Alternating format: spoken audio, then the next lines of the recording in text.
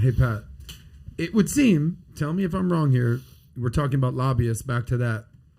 Paul's almost defending lobbyists. I would say that you would, as a lobbyist, a political consultant as well, you would think that there's a role. That there's a role and that they are a net positive to governance. Whereas Pat, correct me if I'm wrong, at the end of the day, you think lobbyists are a net negative to America. Am I wrong on that? Okay, so here's how I see it, okay? You know the whole conversation between sales and marketing? Yep. What's sales, what's marketing, right? Marketing spreads. Sales is one-dimensional. Marketing is like a story goes out, like Coca-Cola. Share a Coke with Jose, with Adam. Oh, my God, I don't even drink Coke, but hey, I got this great campaign, came out of Australia, Coke took off, they become who they become, right? I think lobbyists are the ultimate CMOs. They'll do laps around CMOs at major corporations. Like if a major corporation wants to hire a real good CMO, go freaking put out an ad and say, I'm looking for former lobbyists who helped somebody win. I'll give you There's a lot of congressmen that would apply for that job. I tell you, like he would make one hell of a CMO at a major corp. And I'm being very frank with you. I'm being very serious because the strategy they take with research and data and gathering them and telling the story and saying it in a way where you're like, man, this thing makes sense. It's a very powerful job. But it's the ultimate spin zone, though. It's the ultimate spin zone. In my opinion, I may be wrong. And by the way, let's just say one day you get into politics. If the other guy's using lobbyists, guess what we got to get for you? We got to get some solid lobbyists on you because if you're going to use it, I have to use it. Mm-hmm. You understand what I'm saying? I'm not going to do it where, hey, you're going to use it. Oh, we're going to become these noble people and we're not going to use it. No, you have to. So he makes the point about, so what do you want to do? Teachers union? Should we get rid of them? I mean, if both sides are going to use it, you have to use it, okay? That's the part where once you get into that game, that shit is dirty and you're going to play that game against me? Watch how better of a job I'm going to maneuver against you. And you may disagree with me, but that's my assessment on the world of lobbying. Look, I understand the point. And by the way, Donald Trump would agree with a lot of what you just said. But the point is, what are you going to replace it with? I mean, if you can't expect Congress, especially in today's day and age, to be experts on all the things they have to be experts on. Mm-hmm. And you can't, there's not enough staff for them, the money for the staff they would need to have an expert on this, an expert on this, an expert on this, et cetera. So you have to have a role. Now, how you frame the role to protect the concerns that you have, that's a different issue. But to say that throw the baby and the bathwater out, that's not it's not realistic, and it, frankly, I think is harmful to the system.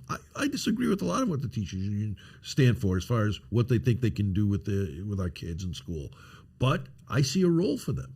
And they're massive bullies, though. Well, they are massive bullies. They're massive bullies because they have the power to be a massive bully. Yeah, so but again, it goes back because we've empowered them. I think in 1870, I don't know what the year was when they were trying to eliminate lobbyists and create laws and all this stuff. So this has been going on for a while where, they knew this was eventually, because some of these guys were going to become more powerful than actual presidents, congressmen, and senators. Yeah. Some lobbyists are more powerful than, Jim Baker. You've read his book. I'm sure you've read it. If you haven't read his book, I couldn't put the book down, by the way.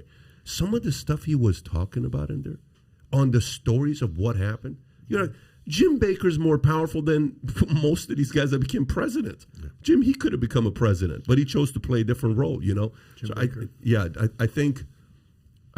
Again, I think lobbyists in a big way make the political world go around. I just thought of as far as lobbyists, because you at one point said, well, they represent industries. This guy's a beast, by the way. You said industries. Yeah. Lobbyists represent industry. We met initially at an insurance conference. Yeah. In Alba, 10 years ago. Yeah. That's probably the biggest brokerage industry meeting. There's another one called AALU. You're probably familiar with that. Yes. They've changed their name since then, but it's the insurance advocacy group in D.C. Every year the meeting is in D.C. We're in the insurance business, financial services business. The whole point of that meeting is to get all the insurance people to D.C. to do our meeting, and then what do they all do? Go to the Hill to meet with our congressman to basically promote the importance of insurance and financial wellness in the family. So there is an upside even to us. But the reason why they need that, because on the other side, Elizabeth Warren's got the best of the best, who's lobbying against hurting people in the financial industry. So you have to have the counterattack. That's my point earlier. Right. If you're going to use it, I have to hire the best lobbyist. And that's what he's saying is that you can't throw out the baby with the bathwater. I don't disagree. I don't disagree with you far deep in that part. And yes, there are excesses. Yeah. Again, part of my biggest problem and why I believe that Trump was going to win in 2016 was because Washington becomes segregated, and they focus on what's in their interest and not in the people whose interest they are representing, meaning the American people. And it bothers me, and I got out of American politics for about 8 years when I was over in Ukraine, because I was fed up with being part of a system where when people got elected and came to Washington, they didn't worry about their promises as much as they worried about building a power base inside Washington. And that was true of Republicans and Democrats. Yeah. And the hypocrisy that I said a minute ago, using the filibuster example, but that is true throughout on issues and on it's power based, and that bothered me. And did I think I could change the system? No, I couldn't change the system. So I just said, okay, come on, Paul, you could have done it. No, well, I did, and actually, because I then changed my mind in 2016 when I saw somebody who could do it, and I got back in the game. Do you regret it? No, not at all. No. Do you think when you wrote that article Thursday of 2016, right before Tuesday, saying this guy's going to win it, do you feel that way about him in 2024, that Trump is going to win it? Because I don't think DeSantis is going to run. I don't think DeSantis wants to be on the same stage with Trump because it's going to get ugly. I don't think DeSantis runs if Trump runs. I agree. I think if Trump runs, it freezes the field. I mean, there'll be somebody, whether it's Bill Weld again or Hogan or Kasich, somebody will run. It won't matter. Mm-hmm. Trump will dominate on the Republican primary. On the Republican primary side. Yeah. What are the chances he runs? 100%? Well, I think Biden is making it easier every day. Well, Biden won't be running again in 2024. We all know that. But you got to look at what you got. Now we have to project what's 2024 going to look like. Mm-hmm. Well, we have to look at it through the prism of two things: the Biden administration and the 2022 elections. The Biden administration has failed on all of the key issues that Trump is succeeding on, and to the point where I couldn't believe this. I think the poll is an outlier poll. 19% of the people who voted for him want him to run again in 2024. Now think about that for a minute. Biden got 80 million votes. 19% of Biden, right? Want him to run 16 million out of the 80. That's my point. Do the math. That's embarrassing. Who gave that number? What poll was that? I think it was Harris's poll. I think it was Mark Penn's poll. Why is that number shocking, though? 80 in 1.5 years, he's lost 60 million people that voted for him.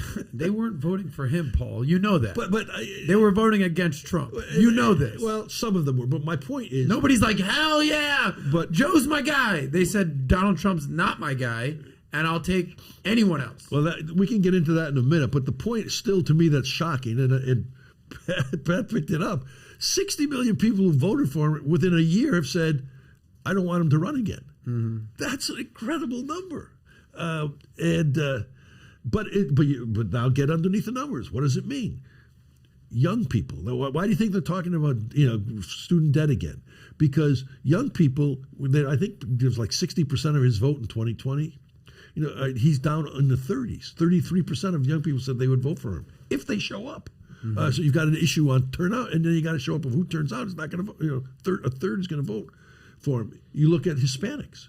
So this was a movement that was starting in 2016. It was already starting to move on cultural issues and on the economy. Those are the things that are important to in the Latino community. Trump accelerated that a little bit, and Biden, in 1 year as president, is accelerating even more for Republicans to the point that Republicans could carry a majority of the Hispanic vote. In 2024. Yeah. Well, if you do, it's a layup to win that. That's why it looks like a layup for 2022. And what does that mean? Well, that means that these developing segments of the voting population are moving away from their traditional place. And once it starts to move, it doesn't just come back.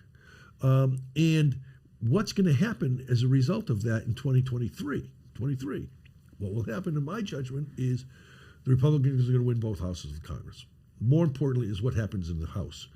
The plurality in the House of the Democratic caucus is going to be the left. It's going to be the AOC types. Maybe not the leadership, but the plurality. The Elizabeth Warrens on the Senate side are going to be empowered as well, so that the left is going to have more of a stranglehold on Washington than they do today in 23. What does that mean for Republicans in 24? And to your question about Trump, the agenda is going to be way out of over here when the American people are here. Yeah. And the governance is making it worse. I mean, how does the woke left not realize that? Because they don't care about it. What they care about is getting power. They understand. The left understands a very basic thing. First, you take power, then you create change. They have to take power first. Being the big fish in a small pond is how they take power. Then they'll worry about it. Because at the end of the day, what is American politics? It's two people you generally running for president. You get one of the two people nominated, you got a chance to take over the White House. Joe Biden's the best example of that. And so from a left standpoint, they're playing the long game. And they see the opportunity to take control of the Democratic Party in Washington in 23 and then worry about 24 next. Elizabeth Warren, she's already running for president. And she's going to, she'll change her strokes here and there, but first she's got to consolidate. She doesn't stand a chance. Well, Elizabeth Warren, she's not marketable. Again, nominations are a different game. Nomination, yeah. But if she gets nominated, she's got a chance. I'm not saying but she hasn't will. that ship all sailed? The Elizabeth I don't think Warrens, so. the Bernies. No. Like, we've been there, done that. 2016, 2020, they're out. But no, we haven't. I totally disagree with you. 2016 was 2020 was the wrong time. Bernie Sanders, when we put the strategy together for Trump in 2016, part of the vote that he got and we targeted, it was Sanders' vote in the primaries because they weren't leftist. Mm-hmm. They were drain the swamp type of people. And what's going to happen is the rhetoric of 2024 is going to be revolutionary from the left standpoint. And again, if they can consolidate and get in the primaries, because in the you get through the primaries, the Democratic primaries are going to be primaries of the left, not the moderate Democrats, not the Joe Manchins, not the Joe Bidens. Biden emerged for very specific reasons. I always feared Joe Biden. Here's the one. In fact, I did a couple of things. You might be the only person in America that fears Joe Biden. No, feared him in 2020. Feared him. Why? Because I thought he could win. Why? Because American presidential politics, when you have an incumbent running for re-election, so it's not an open seat, it's a matter of contrast. You said it a minute ago. People were voting against Trump. You're right. Why were they voting against Trump? His personality. Correct. Uncle Joe. Hide him in the basement. Create this image of this soft, gentle person. That's the right image. Throw COVID on top of that. Throw expansion of voting on top of that. Throw everything else. He gets a chance, and he pulled it off. Should he have won? No, but he did. For that reason. So from the left standpoint, they think they're smarter than that. And yet Joe won. So we get control of the Democratic Party. We'll figure out how to win the general election against whoever. If it's Trump, we're going to go at him hard on Trump. And they'll make his personality, they'll try and make that the issue. And sneak by with softening Elizabeth Warren or softening Buttigieg. And then figure it out later after they win. So if you like this clip and you want to watch another one, click right here. And if you want to watch the entire podcast, click right here.